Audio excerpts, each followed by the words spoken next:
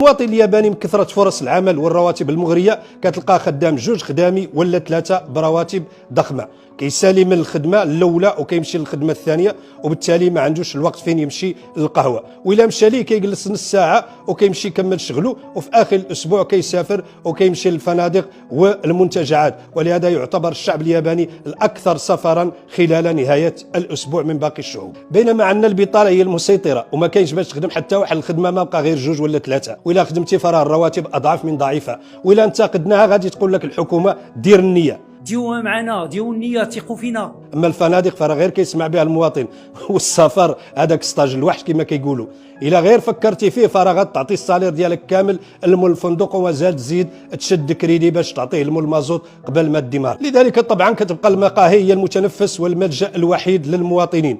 داكشي علاش كثرت المنافسه على المقاهي لدرجه انه كاين ما بين قهوه وقهوه توجد قهوه. وهنا كنفتح قوس، انا ما كنتقد اصحاب المقاهي، بالعكس كنشكرهم على انهم وجدوا لنا هذا المتنفس هذا اللي دايرينه المواطن، ولولاهم لا تلفنا وما عرفناش فين غادي نمشوا في ظل طبعا قله دور الرياضه ودور الشباب وغيرها من الاماكن ديال الترفيه. انا هنايا كنلوم سياسه التشغيل ديال الحكومات المتعاقبه اللي وصلتنا لهذه الحاله، واليوم راكم شفتوا الاساتذه اللي كيحتجوا ومقاطعين الدراسه.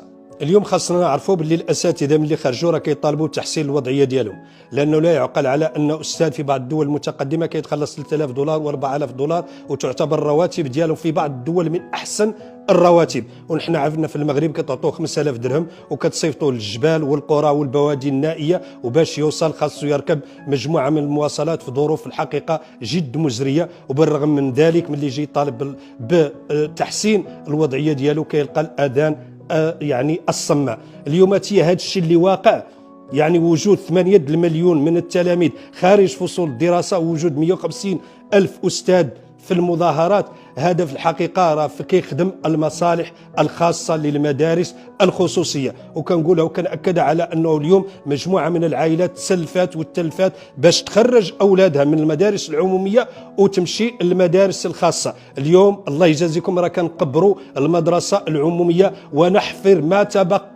ما تبقى من قيمه لدى المدرسه العموميه بهذا عدم اللامبالاه. كنعاود وكنزيد ناكد على ان هاد الناس خرجوا يطالبوا بتحسين الوضعيه، راه ما خرجوش يلووا ذراع الدوله. وثانيه كاع ملي يجي نقولوا هذا الكلام، اصلا الدوله فاش دخلها في هذا الصراع هذا بعيده كل البعد عن هذا الصراع. اليوم كاين سياسه عموميه كتطبقها الحكومه، هاد الناس اللي خرجوا كيطالبوا بتحسين الوضعيه. من المسؤول عن تحسين الوضعيه؟ المسؤول عن تحسين الوضعيه والمسؤول عن وضع النظام الاساسي هو الحكومه ماشي الدوله، باش نفرقوا وباش نفهموا الخطاب فين غادي.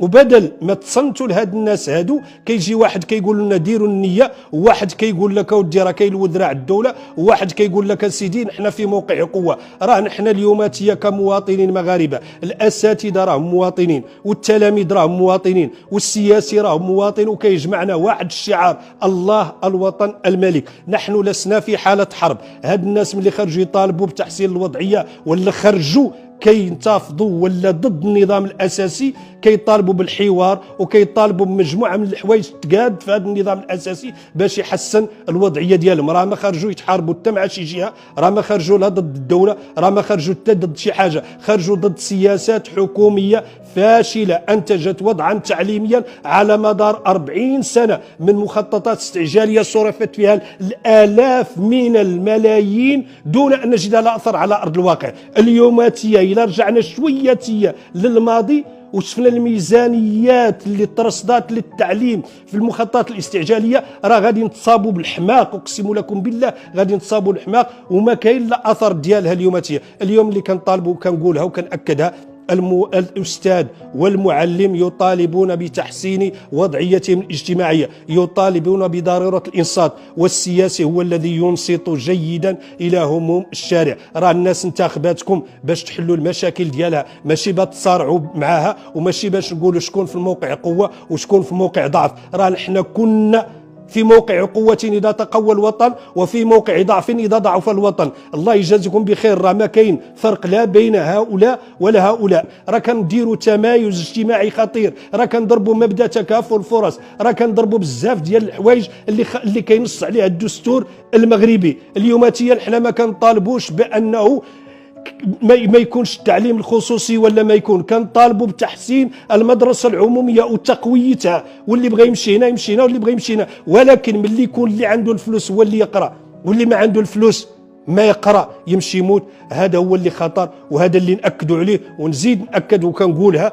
راه السياسي هو الذي يبعث إشارات الاطمئنان، راه السياسي هو الذي لا يصب الزيت على النار، السياسي راه درناه باش يحل المشاكل وباش يتصنت الهموم المواطنين، ماشي باش يزيد يصعد وماشي باش يزيد يقول كلام الذي ما أنزل الله به من سلطان. الله يجازيكم بخير. راه نحتاج في هذا الوطن إلى عقلاء يدبرون الأزمات، نحتاج إلى رجال دولة ينصتون جيدا قبل أن يتحدثوا. راه كنقول وكنأكد الكلمة الطيبة راه أحيانا صدقة، والكلام الزين كما كنقولوا بالحسانيه يمشي في الدين، فملي ما غاديش تقولوا لنا شي حاجه زوينه الله يجازيكم بخير غنقطونا بسكاتكم. اما النيه المغاربه كامله ما دايرين النيه نهار كتزيدوا فعلا في المازوت، دايرين النيه في غلاء الاسعار، دايرين النيه في مجموعه من الحوايج اللي مخبوطين بها، وزعما ما كيقولوا حتى شي حاجه.